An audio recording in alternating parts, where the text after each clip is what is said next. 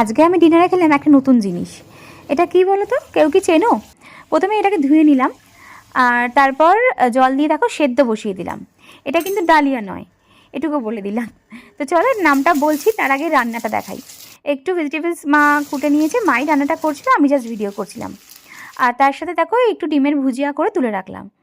আর তারপর এই ভেজিটেবলসগুলো একটু কড়ায় তেল দিয়ে ভেজে নিলাম, তার সাথে দিয়ে দিয়েছি একটু তেজপাতা, আর তার সাথে দিয়ে দিলাম একটু নুন। আমি না, মানে মাই দিচ্ছে, আমি জাস্ট বলছি।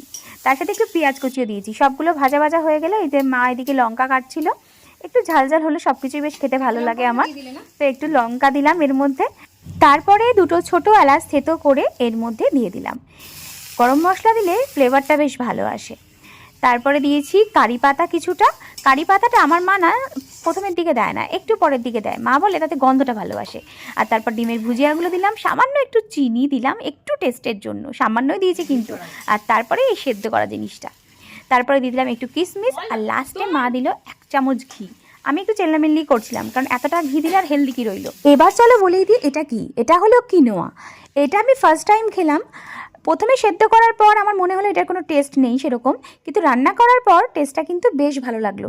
এটা ডায়েটের জন্য খুব ভালো, কিন্তু সবাই ট্রাই করতে পারো। আর অনেক ভেজিটেবলস দিয়ে করেছিল, এটা এমনিতেও হেলদি, আরও বেশি হেলদি হয়ে গেছে, আর খেতেও ভালো হয়েছিল।